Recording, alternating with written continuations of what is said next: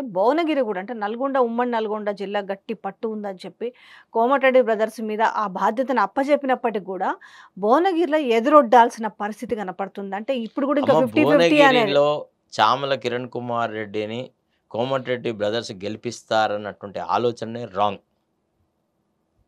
That itself is a wrong. It's ఎట్లండి? A very wrong స్టా ఎందుకు గెలిపిస్తారమ్మా? వాళ్ళ స్థానం అది. వాళ్ళ స్థానం అది. వాళ్ళ ఉనికిని వాళ్ళు ఎందుకు కోల్పోతారు? అదేం ప్రశ్న?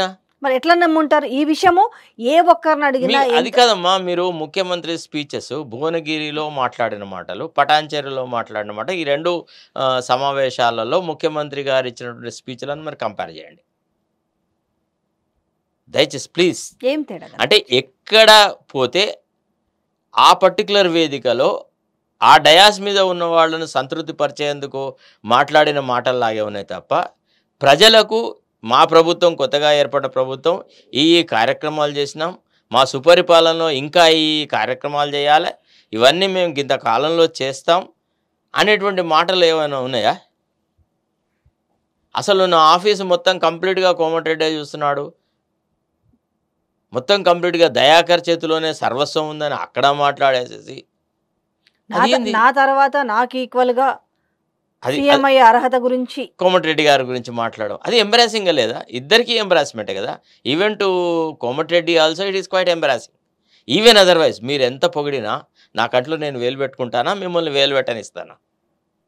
ప్లీజ్ మీరు ఆ విషయం గ్రహించండి. Never ever the 2 brothers would allow a third party to penetrate into Bhuvanagiri. Even otherwise, Bura Narsai Gaud has his own image. A gentleman, Dharmaraju లాగా ఉంటాడు.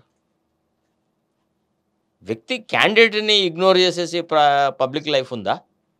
Is there any public life without the candidate? అయితే ఇప్పుడు జరుగుతున్న equations మాట్లాడుకుంటున్న మాటలు చూస్తుంటే అంటే రాజకీయాలలో ఏదో మార్పు అంటే కాంగ్రెస్ పార్టీని కూలదోస్తారా? లేకపోతే ఇంకేదైనా జరుగుతదా? అంటే కొన్ని కాంప్రమైజ్ అయ్యి టికెట్లు ఇచ్చుకుంటున్నట్టుగా ఏవైతే మాటలు వినిపిస్తున్నాయో, ఈరోజు ఈ ఈక్వేషన్స్ చూసుకుంటే అవి బలపడే అవకాశం ఉందా రేపు రిజల్ట్ తర్వాత? ఒకటి మాత్రం ఉంది. రేపటి ఎన్నికల తర్వాత, ఎన్నికల ఫలితాలు వచ్చిన తర్వాత కాంగ్రెస్ పార్టీలో మాత్రం ఒక గొప్ప చర్చ అయితే జరుగుతుంది. కాంగ్రెస్ యొక్క వ్యవహార శైలి ఏ రకంగా ఉండాలి భవిష్యత్తులో, ఇది కేవలము ఒక వ్యక్తి చుట్టే సెంటర్ అవ్వాలా, లేక కలెక్టివ్ రెస్పాన్సిబిలిటీయా, ఒక్క ముఖ్యమంత్రి ప్లస్ ఆల్ జీరోసా, లేకపోతే ముఖ్యమంత్రి అండ్ అదర్ మినిస్టర్సా అనేటువంటి చర్చ మాత్రం జరుగుతుంది. ఇది జరగాల్సిందే. ఇప్పుడు పటాన్చెరు దగ్గర ఏమన్నాడు, మొత్తం దామోదర రాజనరసింహనే నా మొత్తం ఆఫీసుని డీల్ చేస్తారన్నారు. ఆయనేమో తల కిందికి దించుకొని ముఖ్యమంత్రి మాటల్ని తనకు సంబంధం లేనట్టుగా ఆయన విన్నాడు. నేను అనేది ఏంటంటే అట్లా కాదు. వ్యక్తులను సంతృప్తిపరచడానికి ముఖ్యమంత్రి మాట్లాడు. ఈ రాష్ట్ర ప్రజలను కాన్ఫిడెన్స్లోకి తీసుకోవాలి. ప్రజా సంక్షేమంకు తను ఎంతగా శ్రమిస్తుంది చెప్పాలా, తను ఏ ఏ కార్యక్రమాలు సాధించాలో చెప్పాలా. లేని అనవసరమైన రిజర్వేషన్లు రద్దు చేస్తారు అనేటువంటి ఒక మాట, అది ఏ రకంగా, how can that become a political narrative? I'm honourable to understand. కొద్దిగా విజ్డమ్ ఉండాలి కదా ముఖ్యమంత్రికి.